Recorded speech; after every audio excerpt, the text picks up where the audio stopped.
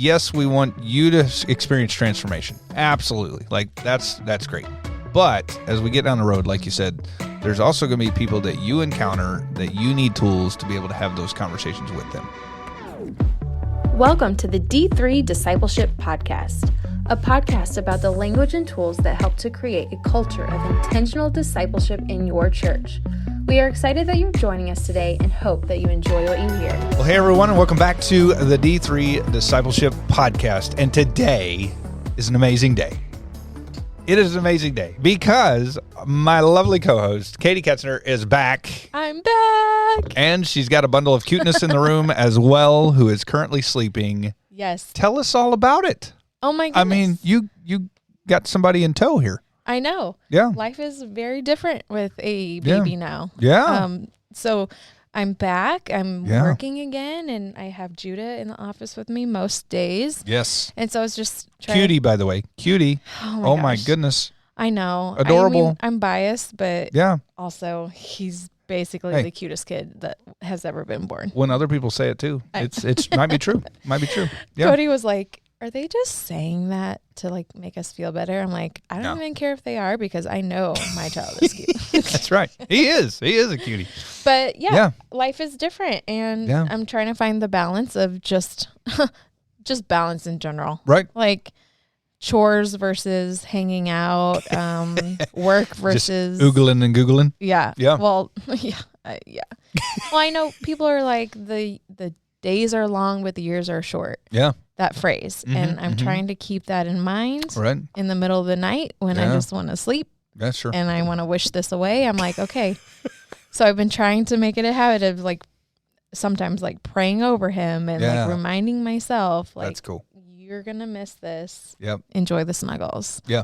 So, but yeah, life is different and it's trying to figure it out. So, you know, if I seem frazzled or out of it or whatever else, I'm claiming this guy. Hey, you can. It's okay. You get to. How old is he at this point? He's a little over 2 months. Yeah. That's wild.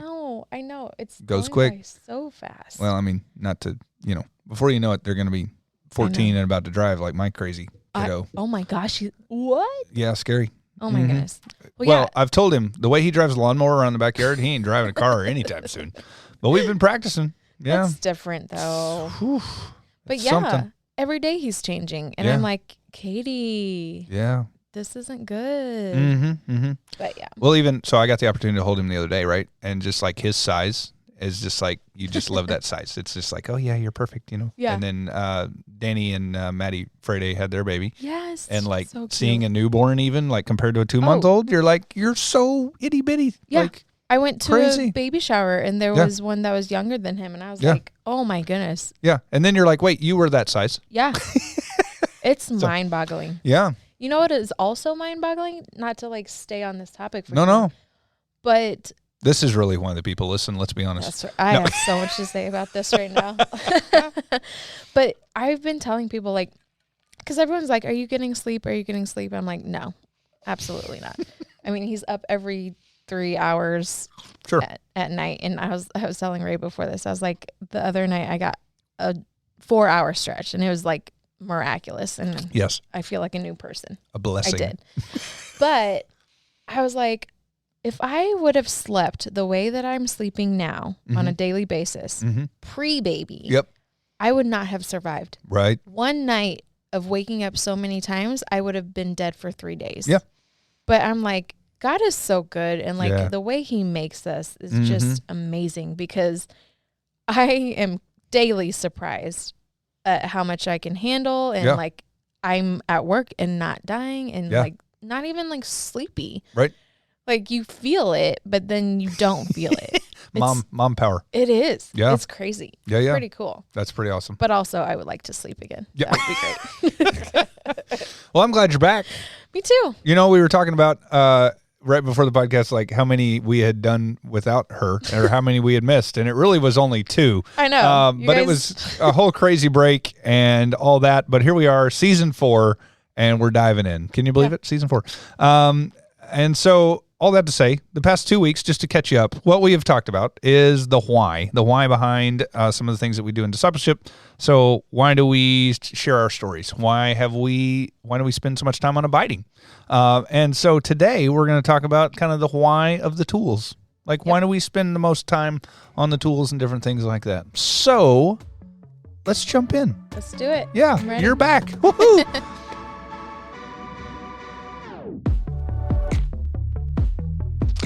So when we talk about kind of the why of the tools, so again, stories, abiding, and then we jump into tools. Mm-hmm. And why in the world would we do that, Katie? Why do you think we have tools? I'm putting you on the spot, like you normally put me on the spot. Boom. Why do we have tools? Yeah. We have tools to, foster growth in people and, help us as leaders know how to do that. Yeah. How to help people work through these certain situations. Right. But also, discipleship is all about reproduction. Yeah. And make disciples who make disciples who make disciples.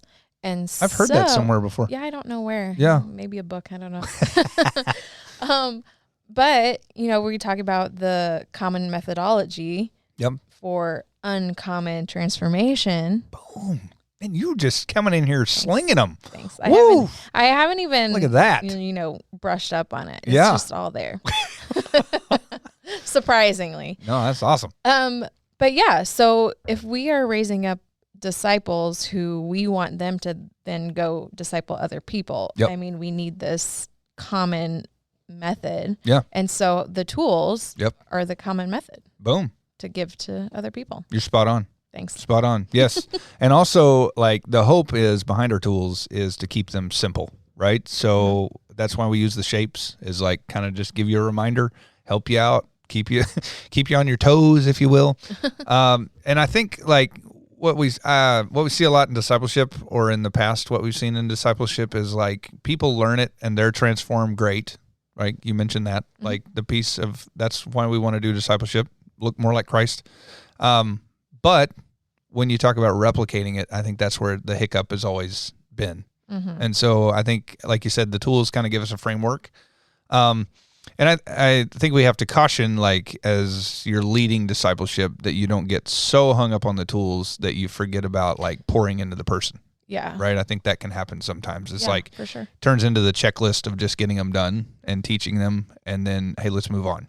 But it's like, no, let them simmer in that element, let them soak. That can be hard to do. Yeah, totally. Especially when you're like looking at the timeline of like, oh, this is going to be a minute. We're all going to spend time together.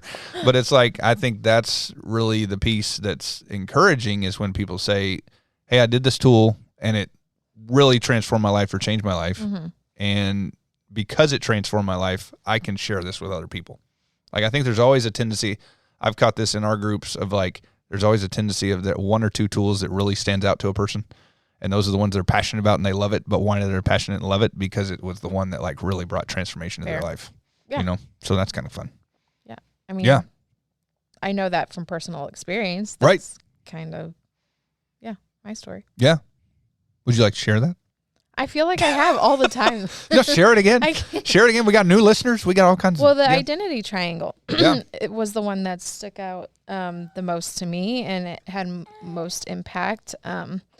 Just, you're acting out of like how God sees you, mm-hmm. and not how other people see you. So you don't have to strive so hard for that, or, be concerned with what other people think or say or whatever else. Right. In any situation. Mm-hmm.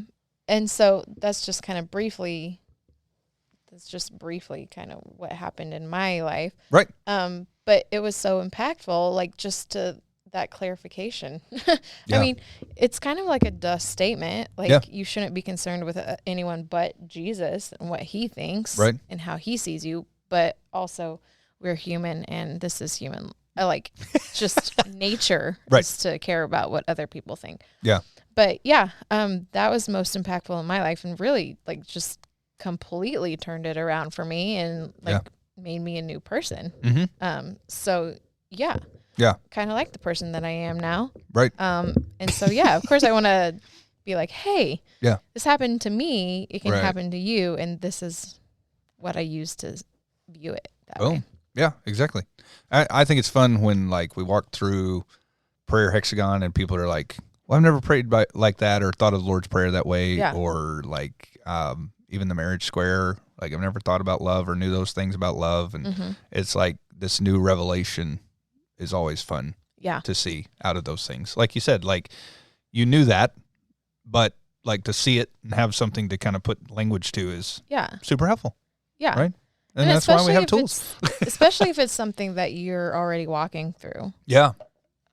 It makes you see it a different way. Mm-hmm. So let's also talk about the why. Like, why do we teach all of these tools? Yeah. Instead of like just going around in group and like if you know of a particular situation that your person is facing, someone in your group is facing. Yeah, you're right. You're a person. No, you're good. And then using that tool. Like, why are we also teaching them all the tools? Yeah. Which I feel like if you put 2 and 2 together, you can probably answer this, but also maybe not. I don't know. I hope I answer the way you're looking for. Let's go with that. No, I would say the wholeness of the person and their spiritual life, right? Like we want to touch all those areas. But then also I would say the replication piece. That's what I was thinking. Oh, good. I was like, well, that's a duh. Okay. I feel like we already answered that. But the wholeness of the person. Right. That's on point. So like, hey, you may not have thought this was a problem, but we want to address it and see if it is. We want to scratch that a little bit and see. Yeah. You know? And also, like if it happens down in the future, like if something comes up, maybe this will jog your memory. Yeah. Yeah. And so, and then also the replication piece is super important. So it's like, hey, yes, we want you to experience transformation. Absolutely. Like that's great. But as we get down the road, like you said, there's also going to be people that you encounter that you need tools to be able to have those conversations with them. Mm-hmm. So for example, right before this, I had a meeting with a guy. We were talking through some stuff and I learning circled him. He didn't even know it. Right. But I said, hey, here's what I heard you say. Why are some things, like I kind of just asked questions. Mm-hmm. And then from there, I gave him a couple scriptures that just came to mind. And then I was like, what do you think you're going to do with that? And just kind of played it out like, hey, there it is. Right. And so using that framework and being able to have that conversation is like, that's cool. Had a guy that's working through some relationship stuff yesterday on the phone with me, and he was just asking some stuff. And I was like, hey, have you thought about this with your relationship? And told him about the 4 types of love from the marriage square. And so it was like the little things like that I think we get in the midst of a conversation and we typically go to the experience, like our personal experience or our opinion. And those are the things we say instead of like, hey, here's a scriptural framework you can use to have those conversations. Yeah. Well, and you're not these aren't people in your group. Yeah. Totally. These are just random people. Right. So like you can have these conversations and you're not discipling them per se, but you're still having those Jesus-led conversations. Yep. So, even if you're not leading right now, you can still use these tools to have those conversations and make an impact on the kingdom. Yeah. And that's the hope, right? Yeah. Is like we're equipping you to be able to walk somebody through whatever struggle or even celebration thing that they're going through and recognizing that Jesus is the one that's probably doing that.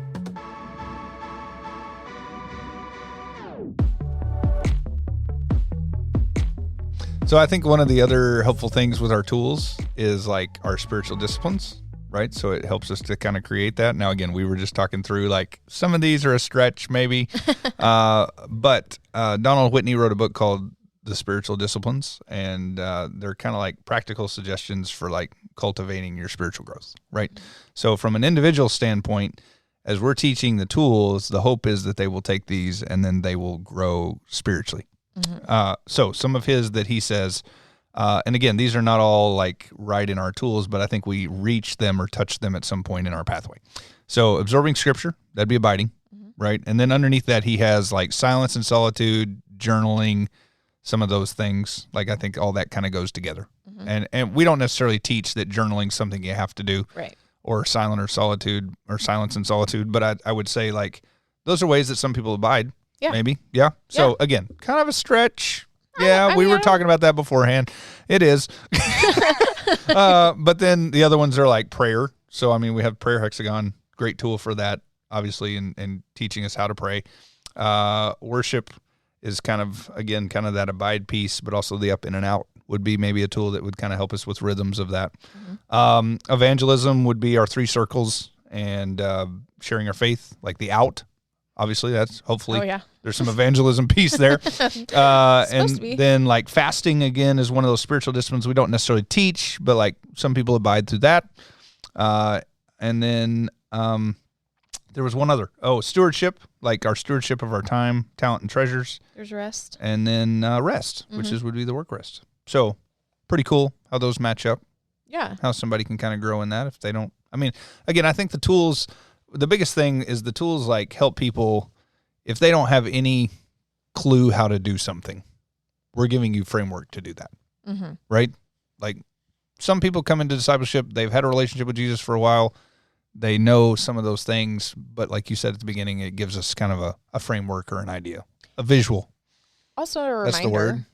I mean, you might already know how to do all of this, but like when you see the tool or you're reteaching the tool or any of that, you're like, oh, here's a key part that I maybe have been slacking on, or I needed a reminder, or, you know, give yourself a letter grade. How am I doing in this right now? Right. Yeah. And like tools in the tool belt, right? Like I think the more tools you have, like why do I continue to buy tools and put them in my shop that I use once a year? Well, because I have more tools, it helps me get the job done easier and better. Yeah. And so it's like tools in the tool belt for that person. And when you need it, you need it badly. Like, you know. Yeah. You don't have to go buy it. You have it. Yeah. I mean, that's the excuse I keep using with Abby. I don't know. Yeah, we need this tool. You bet. We'll use it all the time. Yeah, we could, you know, lend it out. Ooh. There's a sermon in there somewhere. Man, I like it. See? Another zinger. Way to go. Thanks. Yeah. It's the 2 cups of coffee. So you started your D group in addition to having a baby and doing all the other things. Yeah. Have you haven't made it to tools yet? Are you doing? Not yet. Yeah. We are tonight. Actually, we are finishing stories. Okay. So, and we kind of touched on Abide before story, like pre-stories. We kind of laid out the groundwork of this is what abiding is and stuff like that. But I think then after stories, we're going to jump into, okay, we've talked about abiding, but here are some ways to do so. Yeah. Just so they could kind of start getting a practice of abiding and like what we kind of expect. There's a little hand coming out of the, what's that thing called? I used to call it a bucket. Car seat. Thank you. Yes. He's asleep in his bucket right now. Yeah. Kind of. But little hands are popping up every so often. Sorry. Anyway, totally distracted. Yeah. So we laid the groundwork of what abiding is and kind of gave an expectation of what we are wanting from them or what they should be doing in abiding. Yeah. And then we let them know that, you know, after stories, we're going to go back and talk about some ways that to help with this, because I think the thinking is, okay, they've had a month of supposedly abiding, and so when we go to these tools, we can be like, okay, so what have you found that works? What doesn't work? Like, what do you need? Cool. So a way to circle back, and that's awesome. But I don't know if I would recommend having a baby right when you're trying to start. Well, you know, hey, it's all right. It's not been so bad. Well, I've decided that, you know, Cody's just going to have to take him. Yeah. I mean, because we've talked about, you know, when they're still young, they can come. But especially in the first month or so, like he wasn't colicky, but around a certain time, like, I don't know if it was the witching hour or what, but he just got super cranky and would just scream. And so discipleship. No. I would end up leaving the apartment just because, like, I'm supposed to be leading and I'm being more of a distraction with him. But we're figuring it out. Yeah. I think that's it. Flexibility. Just the group having flexibility towards that. Yeah. Is okay. And I know there's a lot of grace and a lot of understanding, but just for myself, I'm like, don't do that again. Well, to encourage you, I was having a conversation with somebody who their wife is in your group yesterday. Oh. And they said they're really enjoying your group. Oh. So that's nice. there you go. Well, I'm going to give a lot of credit to Shyla because I feel like right now she's just she is honestly running it. And I feel bad saying that because we're supposed to be co-leading, but also like, dear goodness, I'm just trying to stay above water. Yeah, no, I get that. And she is such a like all-star person. Yeah. Like she's got it down and cool. she's leading in a way that I feel like I'm learning from her. Well, good. And I'm supposed to be the experienced one. Like this is her first group that she's leading. Sure. And so I have that guilt that I'm like, Katie, you're supposed to be the experienced one and like helping her go through this, but she don't need no help. That's right. Well, that's why you got a great partner in this, though. And maybe that's why God led us together. That's exactly right. Yeah. He knew she could handle it. Right. She doesn't need anybody else, but. Well, and like, the cool thing is your group's been together, though you haven't been doing discipling. Yes. You've done the city group stuff together and then discipling. So like the relationship runway has been laid. For sure. So awesome. Yeah, that is the good part. And in having this child with me, if he needs to be, if a dad can't have him on certain nights, there's even more grace, I feel, with these ladies because they know that I was curious about how it would work out anyways. Right. And so they knew my concerns as is. Yeah. And so if I am there with him struggling, they're more gracious. Cool. Well, in the next couple of weeks, as you roll into tools, we can have more conversations about tools. Yeah. Yeah. It's nice being in group and being able to talk through my actual situations. Yeah. Yeah. That's how I learn. We won't call anybody out or anything, but no, never. Like that one person. No. I'm just kidding. No, I wouldn't. Yeah.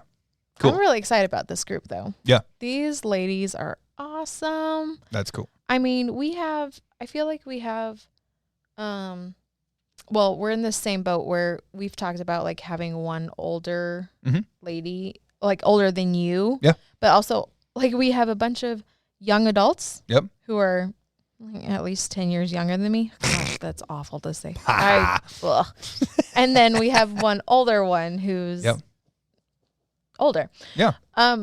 So yeah, but I think like the younger ladies are so hungry and it's not, because in my mind, when you think of young people, you think of like, we're just going to have to like force them through. Right. Right. That's probably not the correct verbiage. Yeah. But it's like some people are just not as hungry and don't care as much. But I think these ladies are just on it and I'm excited. And then we have the older one that we can learn from and who is also, I don't know, she's young at heart and it's just so much fun. And that is cool. I'm really excited about our group. Yeah.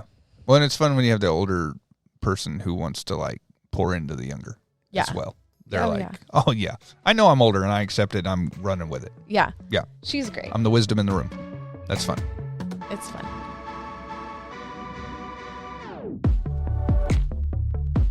Well, you're back. I'm back. You're back. Obviously didn't miss much. My computer's about to die, so we gotta hurry. Okay. I did not realize I didn't plug it in. But it was great being back. Yes. And glad you're back.